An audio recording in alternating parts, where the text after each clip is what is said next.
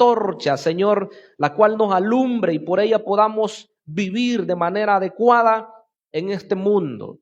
Mi Dios amado, háblanos, edifícanos, instrúyenos, redargúyenos de pecado y sobre todas las cosas, Señor, danos el crecimiento espiritual que necesitamos. En el nombre de Jesús. Amén y amén. El tema de esta oportunidad es la serpiente de bronce, tipo de la cruz de Cristo. Siempre ha surgido una controversia porque tal vez no se enfoca de manera correcta esta expresión. He querido titularla así para que quede muy claro. La serpiente de bronce, tipo de la cruz de Cristo. Hay personas que siempre se han preguntado y dicen, bueno, ¿cómo es que una serpiente puede ser tipo de Cristo? Pero yo no dije eso, ¿verdad? ¿Se fijaron? Porque las personas dicen, ¿cómo se puede comparar una serpiente con Él, con el Señor? Y en realidad no se puede. ¿Por qué? Porque la serpiente casi siempre es utilizada en los contextos para hablar acerca de Satanás, símbolo del mal, símbolo de todo lo que es contrario a Dios. Y el Señor Jesucristo, Él es el Hijo de Dios.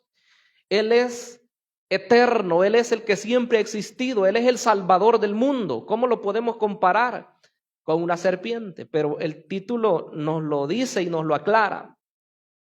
De modo, hermanos, que al hablar de este tema yo tengo que ser bastante cuidadoso. Primero hay que decir que un tipo es una figura. Esa es la expresión más clara de poder aprender lo que es un tipo. Esta expresión viene de una palabra griega que es tupos, que significa tipo, ¿verdad? En nuestro lenguaje. Es algo que se está comparando. Se dice que los tipos y los símbolos son figuras proféticas. De modo que cuando estamos ante la presencia en la escritura de un tipo, quiere decir que estamos abordando una de las profecías que más adelante vamos a ver su cumplimiento. Ahora, hay que tener presente algo. Si decimos que esto es un tipo y decimos que esta es una figura, decimos que es una profecía, no por eso deja de ser una realidad histórica. Espero dejar bien sentado eso. Porque a veces se piensa que una profecía es algo muy así, muy abstracto, ¿verdad? Algo que solamente lo dijo un profeta y que estaba apuntando allá a miles de años bien lejos y que nada tenía que ver con el pueblo en su momento. Eso es falso. Porque los profetas de Dios, mis estimables hermanos, ellos no se sentaron en un momento a escribir y a pensar en nosotros que estamos a miles de años de que ellos escribieron. Los profetas de Dios, los verdaderos, los antiguos y los que puedan haber en este tiempo, siempre están hablando en consonancia de edificar al pueblo de Dios. Le voy a poner un ejemplo. Es como que uno de los predicadores actuales, si tiene el ministerio de profeta, de repente como que si comenzara a hablar algo de que va a ocurrir allá en cientos de años, pero no tiene ninguna relación con nosotros, entonces no tiene mayor sentido. Los profetas de Israel siempre hablaron al pueblo de Dios de parte del Espíritu Santo, pero lo hicieron para que el pueblo fuera edificado. Y claro, en esa palabra que edificaba al pueblo, que oía esa palabra, venía una connotación profética hacia el tiempo futuro. Porque esa es la verdadera profecía. En el caso de este tipo, que representa allá lo que iba a ocurrir en el Calvario cuando Cristo iba a ser crucificado, vea cuánto tiempo antes fue dicho. Si hablamos del tiempo de Moisés, los entendidos dicen que fue por el año 1500, por hablar de números redondos, antes de Cristo. 1500 años antes de que eso ocurriera. Hablaron acerca de esto. Pero ¿cómo entendemos que esto es un tipo de Cristo? Se dice que para que un tipo de verdad sea considerado como tal, tiene que tener una indicación en el Nuevo Testamento. Esos son los verdaderos tipos. Porque hay personas que se dan a la tarea de andar buscando tipos en el Antiguo Testamento y dicen, bueno, esto es tipo de esto y esto otro es tipo de esto otro, y a veces no tiene nada que ver. Pero cuando un tipo es avalado por la misma escritura, entonces es una realidad. No estamos inventando nada. Quiero que leamos el Evangelio de Juan. Todavía estamos en la parte introductoria. El Evangelio de Juan, capítulo número 3. Mire qué maravillosa es la palabra de Dios. Evangelio de Juan, capítulo 3 y versículo número 14. 3:14 del Evangelio de Juan dice: y como Moisés levantó la serpiente en el desierto, así es necesario que el Hijo del Hombre sea levantado, para que todo aquel que en él cree no se pierda, mas tenga vida eterna. Entonces, ¿quién dijo que la serpiente de bronce es tipo del sacrificio de Cristo? Dios mismo, ¿verdad? No lo estamos aseverando nosotros, no lo asevera ningún teólogo, ningún predicador, sino que fue Dios mismo el que lo ha dicho. Yo quiero que en esta oportunidad veamos un paralelismo, porque ese es el sentido de dar los tipos, que nos indiquen cuál es la correspondencia que tiene con el cumplimiento. Para abordar un poco más este tema de la tipología, que solamente estamos viendo un ejemplo, quiero decir que el tipo es ¿cómo se puede decir? El acontecimiento profético que se dijo en el antiguo tiempo. Pero en el Nuevo Testamento tenemos el cumplimiento y a eso se le llama antitipo. A veces los estudiantes se confunden un poco porque piensan que el anti es antes y que el tipo es después, pero no, ¿verdad? Espero que entendamos bien hoy. El tipo es la figura y el antitipo es el cumplimiento. La mayoría de tipos hablan acerca de Jesucristo o acerca de su obra de redención. Y así pudiéramos hablar de varios tipos, pero este no es el caso hoy, ¿verdad? Por ejemplo, cuando Jonás dice que estuvo en el vientre del gran pez 3 días y 3 noches, el Nuevo Testamento, Mateo 12:40, dice que el Señor Jesucristo también iba a estar 3 días y 3 noches en el centro de la tierra. Entonces, por decir otro de los tipos, ¿no? Porque hay una gran cantidad de tipos que la Biblia los confirma claramente. Ahora, dije que vamos a ver una serie de paralelismos. Veamos entonces, como número 1, el pueblo pecó contra Moisés. ¿Qué hicieron ellos? Según el libro de Números que leíamos al principio, capítulo 21, los primeros 2 versículos, el 4 y el 5. Después partieron del monte de Hor, camino del Mar Rojo, para rodear la tierra de Edom. ¿Y qué pasó con el pueblo? Se desanimó el pueblo en el camino. Y habló el pueblo contra Dios y contra Moisés. Mire lo que ellos hicieron. ¿Por qué nos hiciste subir de Egipto para que muramos en este desierto? Pues no hay pan ni agua y nuestra alma tiene fastidio de este pan tan liviano. Esa queja que ellos hicieron fue grave, hermanos. Porque muchas veces, como leía de uno de los comentaristas, él dice, el pueblo de Dios no entiende que Dios tiene muchos favores y misericordias para con él y solo se fija en las cosas malas. Así somos a veces nosotros también. ¿Qué había visto Israel? Había visto milagros, había visto maravillas hechas por Dios en favor de ellos, pero hoy se estaban quejando. Claro que esta no es la primera vez. Atrás encontramos una serie de veces que se rebelaron contra Dios por cualquier situación. Pero viene hoy y ellos dicen, aquí no tenemos agua, aquí no tenemos pan, y aparte de eso, este pan liviano ya nos cansó. ¿Y sabe qué era? Era el maná. El pan que Dios les había dado a ellos para alimentarlos en el desierto. Ya nos cansó. Ya no tenemos nosotros ganas de seguir comiendo esto. Dice el versículo 4, se desanimaron. El problema cuando el pueblo de Dios entra en un desánimo es que puede llegar a pecar delante de Dios. Podemos renegar y aún teniendo tantas cosas en nuestra casa, teniendo familia, teniendo salud, teniendo lo que Dios nos ha dado, comenzar a decir y a renegar porque no tengo otras cosas que quisiera tener. Pero Dios quiere que en esta mañana nosotros entendamos, al igual que como lo debió entender Israel, que Dios ha hecho muchas cosas en favor de nosotros y debemos ser agradecidos por todo lo que Él nos ha dado hasta el día de hoy. Pero ellos se desanimaron y ellos estaban ahí, ¿verdad? Todos pensando en lo que había pasado, en todo lo que ellos no tenían, sin considerar que con ellos estaba el Dios de los cielos. Si Dios está con nosotros, ¿qué más queremos nosotros, hermanos? Si el creador de los cielos y de la tierra está con nosotros, yo digo, estamos completos. Estamos completos, porque si Él está con nosotros, nos va a suplir cada una de las necesidades que se puedan presentar a nosotros o a nuestra familia. Pero ¿qué de la persona que se aleja de Dios? ¿Qué de la persona que lo abandona? Y algunos que dicen, no, es que no vale la pena ser cristiano, más que quizás perdiendo el tiempo le digo que el tiempo que se invierte para estar en la presencia de Dios no es tiempo perdido. Este es el lugar donde venimos a recargarnos. Aquí no venimos nada más por una rutina, por un pasatiempo. Aquí venimos a encontrarnos con el Dios Todopoderoso y recibimos el consejo de su palabra bendita. Pero ¿qué dice el Nuevo Testamento? Romanos 3:23 dice, por cuanto todos pecaron y están destituidos de la gloria de Dios. ¿Cuántos pecaron allá? No dice cuántos, pero dice que el pueblo. Quiere decir que la mayoría se fueron en contra de Moisés, no como en otros episodios que dice cabal el número de personas que se rebelaron contra él. Aquí dice el pueblo se desanimó.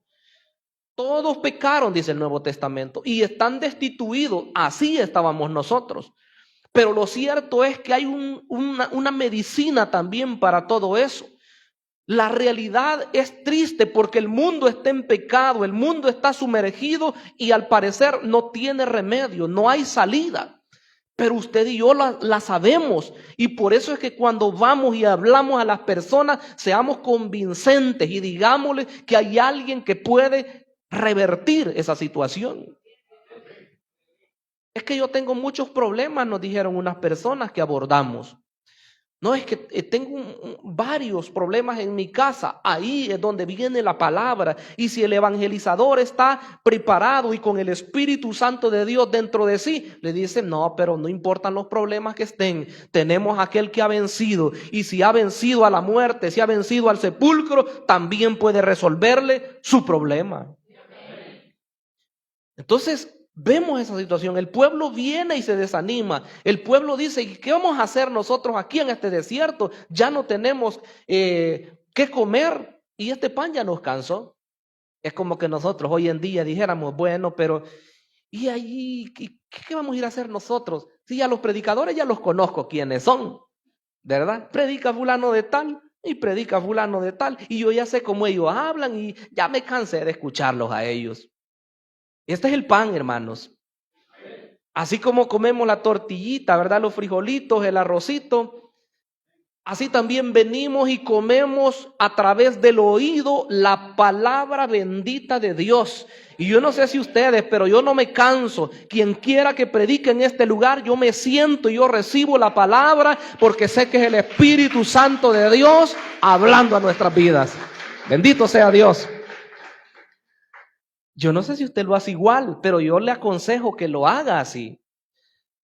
Yo no quiero detenerme hoy demasiado porque son varios aspectos que voy a abordar, pero sí hace tiempo le recordaba de personas que a veces como que si se ponen de acuerdo, ¿verdad? Para ver a quién pueden oír y a quién no pueden oír. Yo felicito a los predicadores que se preparan y se esmeran en dar una buena palabra, pero el cristiano debe ser fiel a estar dispuesto a recibir la palabra que Dios le va a enviar. ¿O será que Dios puede hablar, mis estimables, solamente por los licenciados en teología? ¿Por los doctores? ¿Por los maestros en divinidades?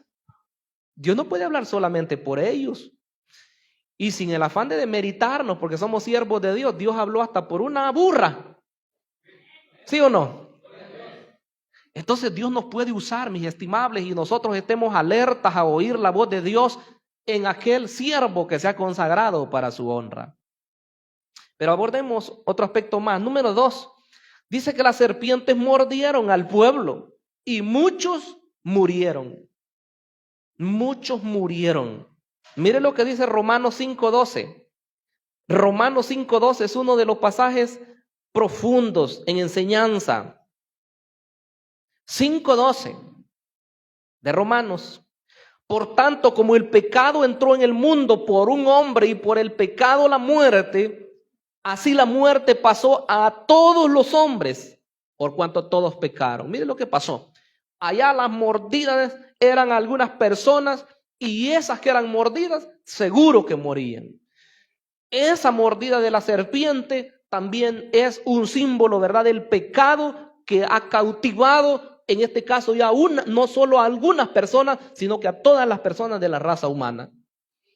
Por ser descendientes de Adán, el pastor lo abordaba el viernes, por cierto, aunque sean niños muy preciosos como los vemos nosotros, ¡ay, qué inocente!, dice la gente. Lo que no sabe es que ese niño tiene la mancha del pecado original.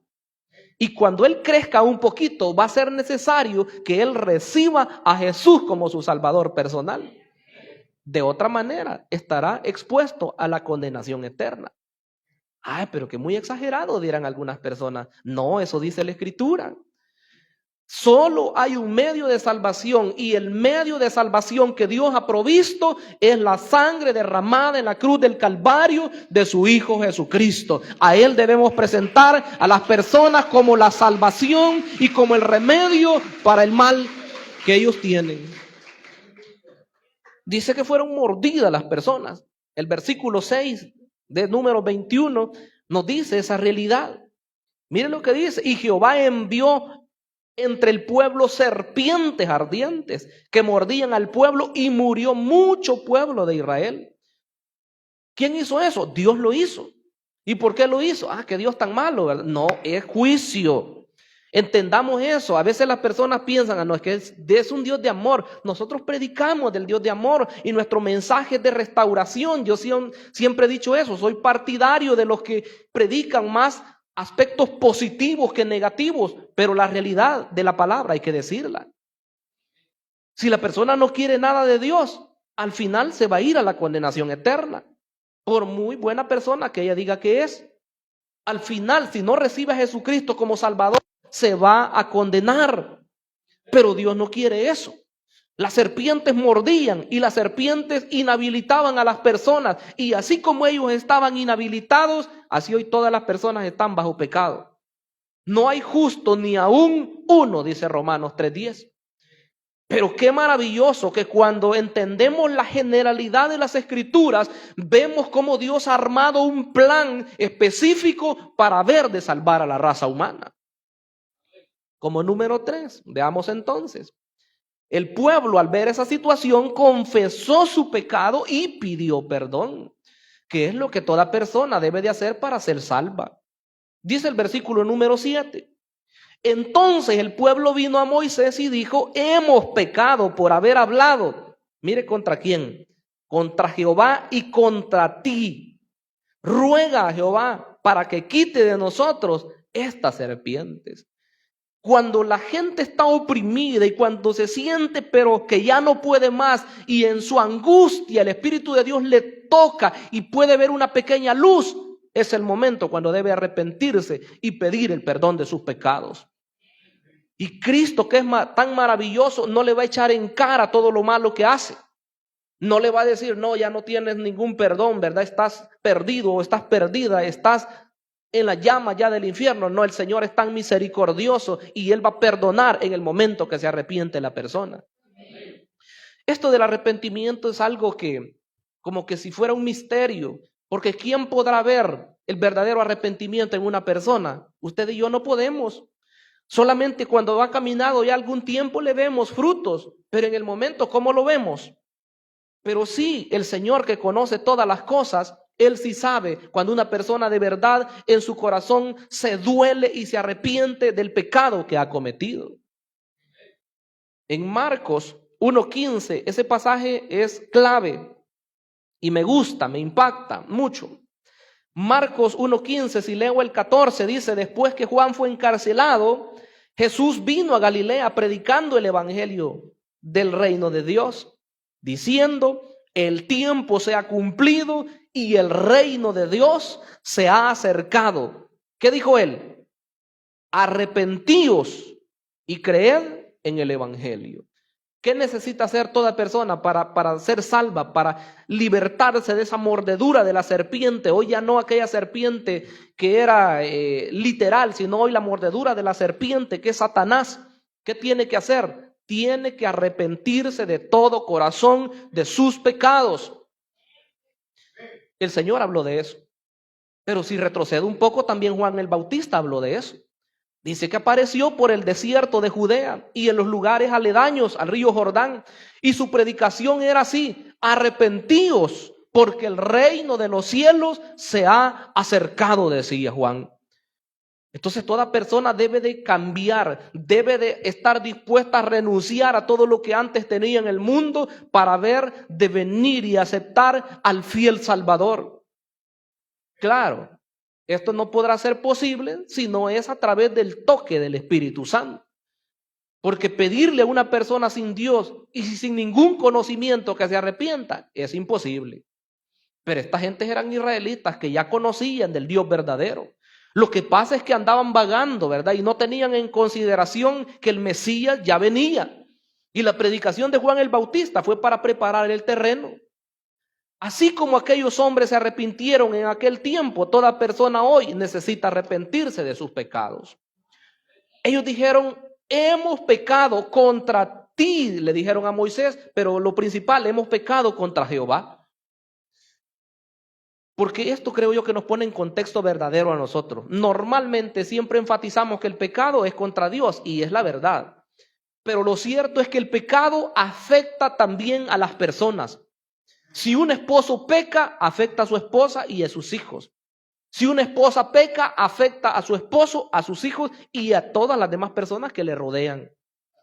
Y ¿cómo podemos decir? Y por coincidencia también a toda la congregación. Entonces hay que arrepentirse, hay que pedirle perdón al Señor. Número 4, ¿qué hizo Moisés? Moisés ora por el pueblo, porque para eso estamos los siervos de Dios. Dice la parte última del versículo 7, y Moisés oró por el pueblo. Hebreos 7:25 dice que nosotros podemos acercarnos confiadamente al trono de la gracia, porque ahí está el Señor para interceder siempre por nosotros. Eso dice. Él no muere. Él resucitó de entre los muertos y Él se sentó a la diestra del Padre y dice que desde allá está intercediendo por cada uno de nosotros. Estos personajes estaban afligidos y le dijeron: ora a Jehová por nosotros, pídele a Dios que nos perdone. Y cuando una persona viene, mis hermanos, llorando, arrepentida y nos pide a nosotros una oración, ¿qué vamos a hacer nosotros? Seríamos tan ingratos de decirle: no, ya ve, es la consecuencia, ¿verdad?, de lo que usted ha hecho. No, seríamos muy ingratos. Es el momento para decirle: tranquilo o tranquila, porque aunque usted había pecado, aunque usted ha hecho todo esto y ha desagradado a Dios, pero si usted hoy se está arrepintiendo de todo corazón, hoy vamos a orar para que Dios perdone sus pecados, y Dios, que es tan rico en misericordia, le va a lavar, le va a perdonar y le va a hacer una nueva persona. Porque esa es la gracia de Dios. La gracia de Dios restaura, la gracia de Dios cambia a la persona y la persona no vuelve a ser la misma. Yo creo que es imposible que la persona que ha recibido la salvación por medio de la sangre de Jesucristo pueda ser la misma, porque hay algo que adentro ocurre. Dije hace un rato que es como un misterio. Nosotros no lo entendemos y el Evangelio de Juan nos explica esto. Dice que eso no se da por acto natural. Esos que nacen de nuevo no es conforme a la voluntad de sangre, ni de carne, ni de voluntad de varón, sino que es de Dios. Entonces es Dios el que opera todo eso. Viene el pueblo y dice: ora por nosotros. Cristo es nuestro intercesor hoy, que está en favor del pueblo, en favor de aquellos que vienen arrepentidos a los pies de nuestro amado Señor Jesucristo. Número 5. Dios mandó hacer un asta, hacer una serpiente en esa asta de bronce. Versículo 8, la primera parte. Y Jehová dijo a Moisés: hazte una serpiente ardiente y ponla sobre un asta. Y quiero leer la parte primera del versículo 9 también. Y Moisés dice, hizo una serpiente de bronce y la puso sobre un asta. ¿Qué dijo Dios? Hazte una serpiente de bronce y ponla en un asta. Ahí está el centro de nuestro mensaje de hoy. Piensa en ese desierto. que ellos iban. Las serpientes mordiéndolos a todos y todos sabiendo que iban a morir. Estuve leyendo un poco acerca de eso. Nosotros casi conocemos a las serpientes de acá, de nuestro contexto. Y se sabe que una mordida de una víbora, rápido la persona muere, ¿verdad? A causa del veneno. Pero se dice que hay otras serpientes, y mayormente allá en los desiertos, se dice que hay serpientes que son mortíferas, son venenosas, pero que esa picada, ya se sabe que la persona va a morir, pero muere a pausas, va muriendo, despacio, con un dolor tan terrible que la persona grita del dolor y ya sabe que va a morir. Y al final, cuando el momento llegue, pues muere físicamente. Entonces, ¿qué dijo Dios? Hagan un asta ahí, esa es la respuesta. Pongan una serpiente ahí. Quizás ustedes o alguien que nos mire a través de la red puede preguntar, ¿y por qué una serpiente? ¿Y por qué no otro animal? ¿Y por qué no un cordero? ¿Y por qué no una ovejita? ¿Y por qué no un becerro? ¿Y por qué no una cabrita? Bueno, es porque Dios así lo quiso hacer. Y yo más creo que tiene consonancia con lo que estaba ocurriendo, ¿verdad? Eran serpientes las que los mordían y Dios dijo, pongan ahí una serpiente. Y la serpiente era de bronce. Muchos han hallado aquí también un indicador. El bronce en la Biblia es un metal que habla del juicio de Dios, en todo el contexto que podemos hallar del Nuevo y del Antiguo.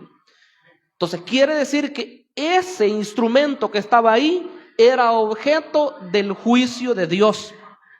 Así como Cristo iba a ser levantado allá en la cruz del Calvario y el juicio de Dios iba a ser sobre él, en esa asta, en esa serpiente de bronce que estaba sobre esa asta, estaba representando que Dios ahí estaba ejecutando su juicio. Y toda persona que mirara a él, que es lo que continúa, iba a ser salva. ¿Qué hizo Dios en el Nuevo Testamento? Quiero que miren 5:21 de 2 a los Corintios.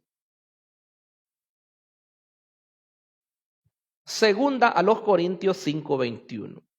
Así como mandó hacer un asta allá y una serpiente fue colocada, dice 5:21, al que no conoció pecado, por nosotros lo hizo pecado, para que nosotros fuésemos hechos justicia de Dios en él. Pregunta, ¿el Señor Jesucristo tenía algún pecado? ¿Cometió él alguna falta en alguna oportunidad y por eso estaba siendo juzgado? No. ¿Quién cometió los pecados entonces? Nosotros. ¿Quiénes deberían de estar ahí en esa cruz entonces? Nosotros. Toda la humanidad, porque todos nos hemos desviado.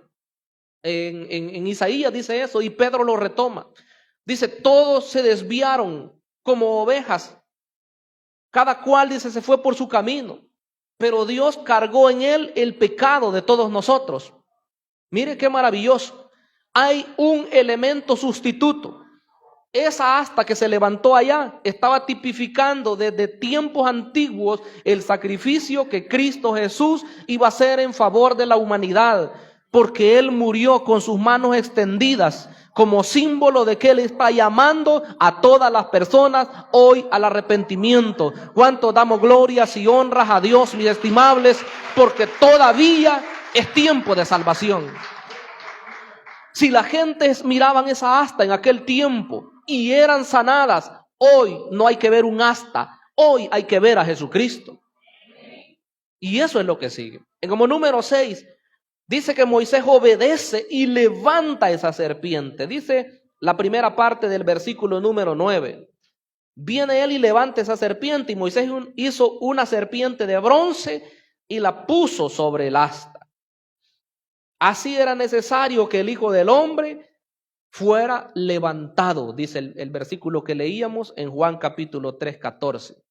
Y como Moisés levantó la serpiente en el desierto, así es necesario que el Hijo del Hombre sea levantado, dijo el mismo Señor Jesucristo. Porque esas palabras él las estaba diciendo, ¿verdad? En el capítulo 3. ¿Cómo fue levantado? Fue levantado allá en el monte Calvario, ¿verdad? Lo sacaron de Jerusalén. Usted sabe bien cómo fue todo eso, ¿verdad? El proceso. Cómo lo maltrataron y cómo lo llevaron hasta sacarlo de la ciudad y después en ese monte alto, ahí lo crucificaron. Todo eso era profético.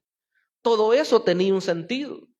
Hoy, por supuesto, ¿verdad? Nosotros no le vemos a él físicamente ahí en un lugar alto, pero lo cierto es que después de la resurrección dice que él se levanta de la tumba y no solamente se levanta y habla con todas las personas, sino que después de eso dice que ellos lo vieron, que comenzó a levantarse y después una nube los ocultó y aquellos estaban tristes porque se fue. Pero se aparecieron dos varones que eran ángeles y les dijeron: varones galileos, ¿y qué están ustedes mirando hacia el cielo? Este mismo Jesús que ha sido quitado de ustedes, así mismo vendrá. Así como lo han visto ir al cielo, así mismo vendrá. Y eso es lo que nosotros esperamos, mis estimables hermanos, que un día ese Jesús que dio su vida por nosotros y nos perdonó de nuestros pecados, regrese para llevarnos hacia la patria celestial y estar con Él por una eternidad. Esa es la esperanza bienaventurada de la iglesia.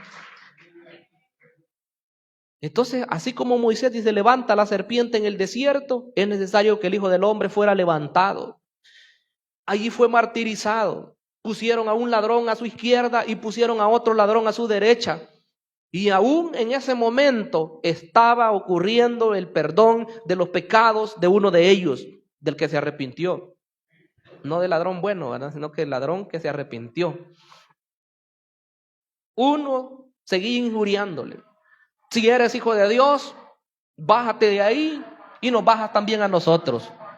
Eso era lo que él decía, como mucha gente hoy: si veo un milagro, voy a creer, y si no, no.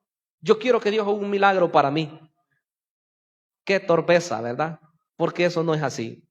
Pero el otro le decía: aún estando en esta condición, ¿no tienes temor de Dios? Nosotros en realidad estamos pagando lo que hemos cometido, pero este justo ningún mal ha hecho. Y le dijo al Señor: acuérdate de mí cuando vengas en tu reino, le dijo.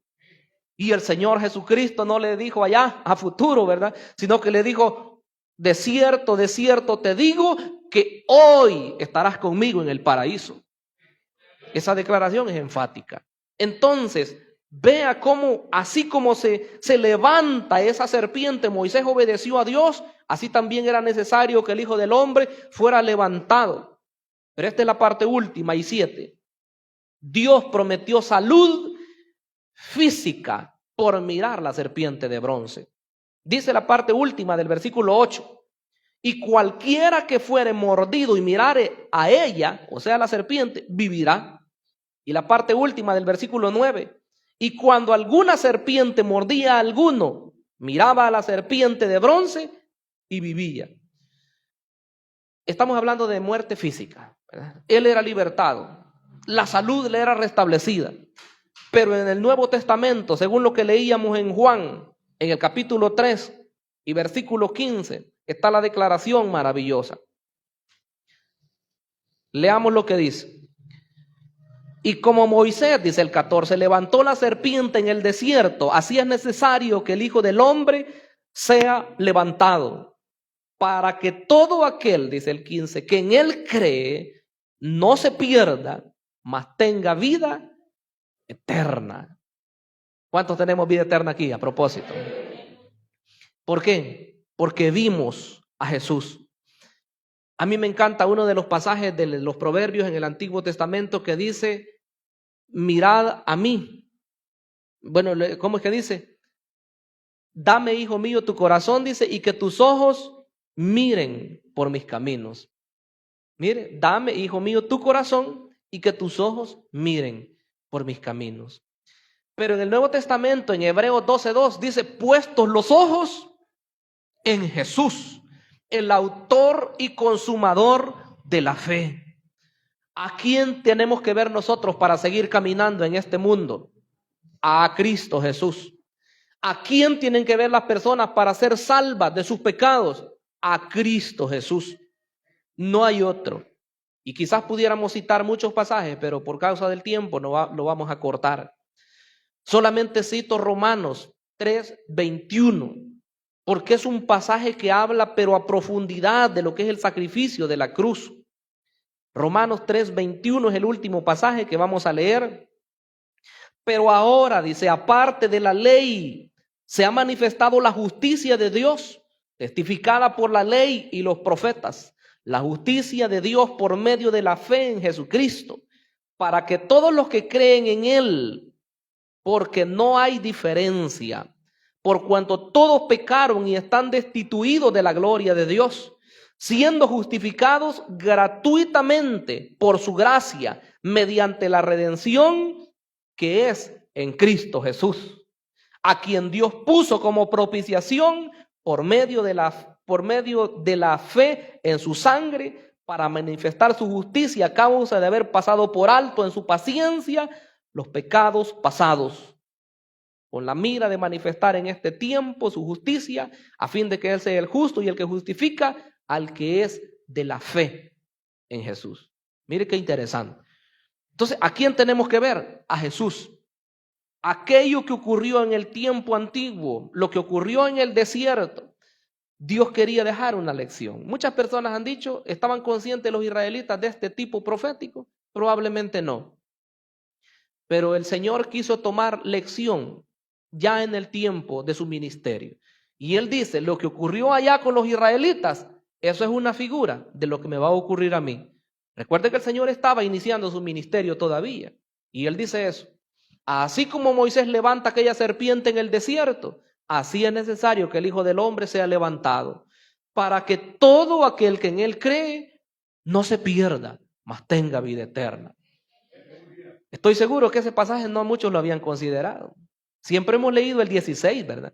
El 16 lo podemos de memoria, pero ese 15 no lo habíamos considerado. Y habla de la misma riqueza, del sacrificio de Cristo en favor de la humanidad. Entonces, mis estimables hermanos, estos tipos proféticos nos hablan acerca del, ¿cómo se puede decir? El plan de redención de Dios, el plan de salvación en favor nuestro. Quiero que oremos, que demos gracias al Señor en esta oportunidad y le demos gracias por ese tiempo que Él nos ha dado en su presencia. ¿Cómo Él hizo esa obra en nosotros? No lo sabemos. Lo cierto es que un día oímos su palabra predicada.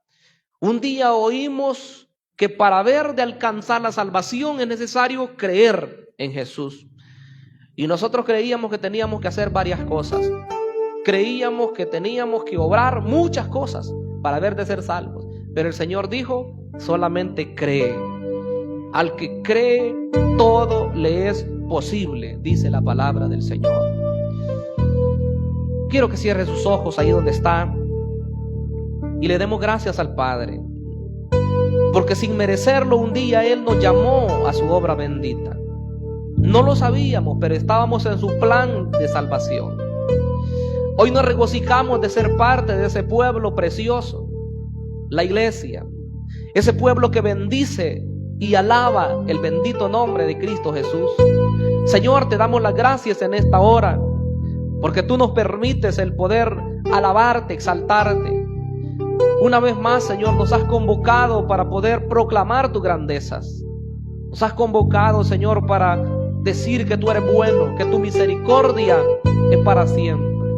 Gracias, porque desde tiempos antiguos tú querías, Señor, llamarnos para formar parte de tu pueblo. Nosotros no lo sabíamos, pero el día que te manifestaste, Señor, fue un día muy especial, un día precioso, un día glorioso. Hoy queremos interceder por aquellas personas que todavía no han entregado su vida a ti. Mi Señor, los que nos ven a través de la red, hoy queremos hacerles un llamado. Si todavía no le ha entregado su vida al fiel Salvador, este es el día de salvación. La palabra de Dios dice, mientras que se dice hoy, si oyeres hoy su voz, no endurezcas tu corazón, dice la palabra del Señor. Entréguese a Él y yo voy a orar por usted en esta hermosa mañana.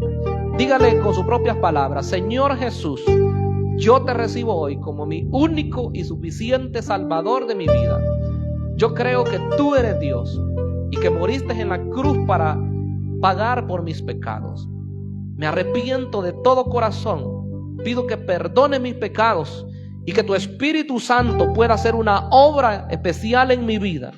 Permíteme, Señor, que pueda servir en tu obra y que nunca me aleje de tus caminos. Gracias, Jesús, por salvar mi alma en este día. En Cristo Jesús he orado. Amén y amén. Y la iglesia del Señor acá decimos: gloria a Dios. Dele alabanza a Cristo nuestro Señor. Amén. Amén.